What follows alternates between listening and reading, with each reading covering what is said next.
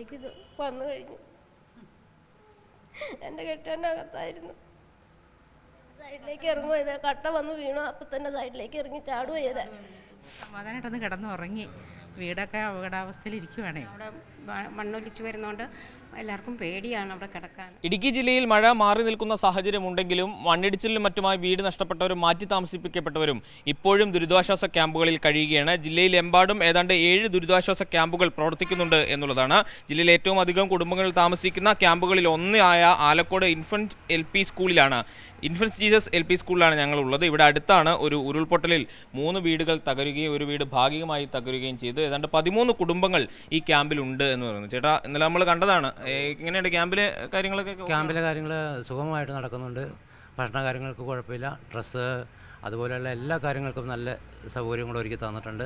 നല്ല രീതിയിൽ തന്നെ പോകുന്നുണ്ട്. ക്യാമ്പ് നല്ല രീതിയിൽ തന്നെ പോകുന്നുണ്ട്. വീട്ടിലോട്ട് മാറുന്ന കാര്യം എന്തെങ്കിലും പറഞ്ഞു? വീട്ടിലേക്ക് മാറുന്ന കാര്യത്തെക്കുറിച്ച് ഇതുവരെ ഒന്നും ആയിട്ടില്ല. അങ്ങനെ പെട്ടെന്ന് പോയി നമുക്ക് അവിടെ താമസിക്കാൻ പറ്റിയൊരു സാഹചര്യമല്ല ഇപ്പോൾ നല്ല നടക്കുന്നത് എന്നാണ് പറയാനുള്ളത്. ഈ അവിടെ ഒരു വീട് അപകടാവസ്ഥയിൽ ഇരിക്കുന്നുണ്ടല്ലോ ഇപ്പോഴും.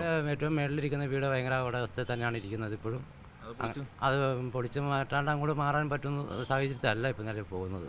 അതിനെപ്പറ്റി എന്തെങ്കിലും ഒരു താകാണ്ട് അങ്ങോട്ട് മാറാൻ പറ്റാത്ത സാഹചര്യമാണ്. പക്ഷേ ഇന്നലെ നമ്മൾ ആ ദൃശ്യങ്ങൾ കണ്ടതാണ്. 3 വീടുകൾ പൂർണ്ണമായും ഇല്ലാതായി. വീടിരുന്ന സ്ഥലം തന്നെയും ഇല്ലാതായ സാഹചര്യം ഉണ്ടായിരുന്നു. അവിടെ ഏറ്റവും മുകളിലായി ഒരു വീട് ഇപ്പോഴും അപകടാവസ്ഥയിൽ തുടരുകയാണ്. അതുകൊണ്ട് ആ പ്രദേശത്തുള്ള മറ്റാളുകൾക്ക് വീട്ടിലേക്ക് മടങ്ങിപ്പോകുന്നതിനും വലിയ പരിമിതികളുണ്ട്. ഇവിടെ പഞ്ചായത്ത് പ്രസിഡന്റ് കൂടി ചേരുന്നുണ്ട്. ഈ ആളുകൾ വലിയ ബുദ്ധിമുട്ടിലായിരിക്കുകയാണല്ലേ? വലിയ ആളുകൾ ബുദ്ധിമുട്ടിലാണ്. അവരെ തിരിച്ചുവിടാൻ പറ്റാത്തൊരു സാഹചര്യമുണ്ട്.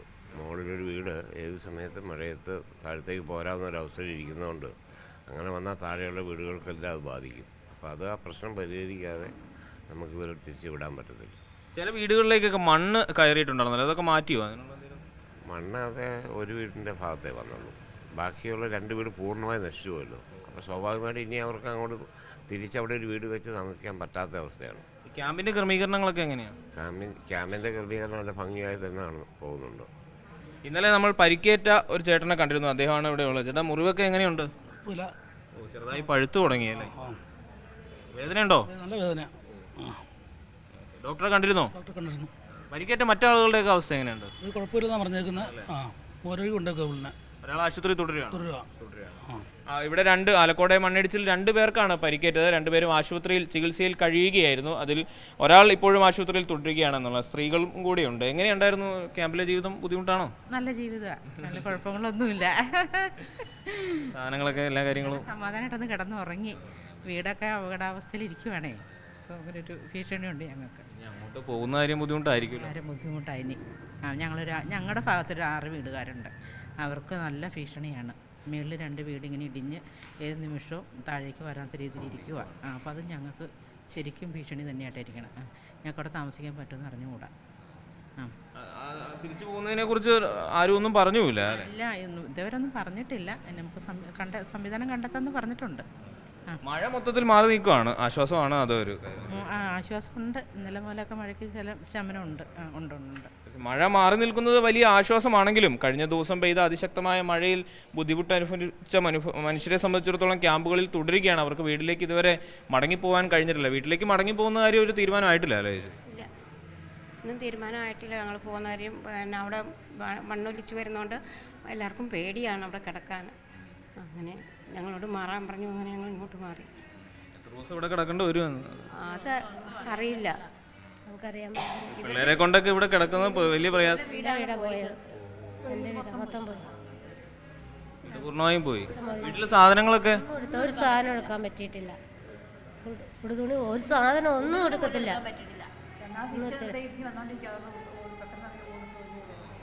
എൻ്റെ കെട്ടിയൻ്റെ ഞങ്ങൾ അതിൻ്റെ അകത്ത് രക്ഷപ്പെട്ടു വന്നു. ഞാൻ എൻ്റെ കെട്ടിയന് ഞങ്ങൾ 2 മണിയായപ്പോൾ ഞാൻ എൻ്റെ കെട്ടിയന് ഏറ്റായിരുന്നു. അപ്പം മിറ്റത്ത് ഇച്ചിരി വെള്ളം പോകുന്നുണ്ടായിരുന്നേ. അത് വകഞ്ഞു വിടാനായിട്ട് ഏറ്റതാണ്. അന്നേരം ഏറ്റ് കഴിഞ്ഞപ്പോൾ ഞാൻ കിടക്കോട്ടോടി എന്ന് പറഞ്ഞ് പുള്ളി കയറിപ്പോയി. അപ്പം ഞാൻ അടുക്കള വസ്തു പോയി ഈ മോളിൽ നിന്ന് വെള്ളം വരുന്നത് നോക്കാനായിട്ട് പോയപ്പോഴത്തേക്കും കാലക്കവെള്ളം വരുന്നുണ്ട്. അപ്പം ഞാൻ കാലക്കവെള്ളം വരുന്നുണ്ട് കേട്ടോ എന്ന് പറഞ്ഞപ്പം നീങ്ങ് പോരാ അത് വരട്ടെ എന്നും പറഞ്ഞിട്ട് ഞാൻ അവിടെ നിന്നു. അപ്പോൾ ഒരു ഒച്ച കേട്ടു. അപ്പം മാടി ഇടീണയാന്ന് ഓർത്തുകൊണ്ട് ഞാൻ അപ്പുറം ബാത്റൂമിലേക്ക് ഓടിപ്പോയപ്പോഴത്തേക്കും സംഗതി ഞാൻ അപ്പുറം ചെന്നപ്പോഴത്തേക്ക് ഇത് വന്നു കഴിഞ്ഞു. എൻ്റെ കെട്ടാനകത്തായിരുന്നു. രക്ഷപ്പെടുത്ത പുള്ളി സൈഡിൽ കൂടെ വന്നപ്പോഴത്തേക്കും എല്ലാം വന്നു കഴിഞ്ഞായിരുന്നു. അന്ന് സൈഡ് പറ്റി വന്നപ്പോഴത്തേക്കും കട്ടയെല്ലാം കൂടെ വന്ന് പുറത്തേക്ക് വീണതാണ്.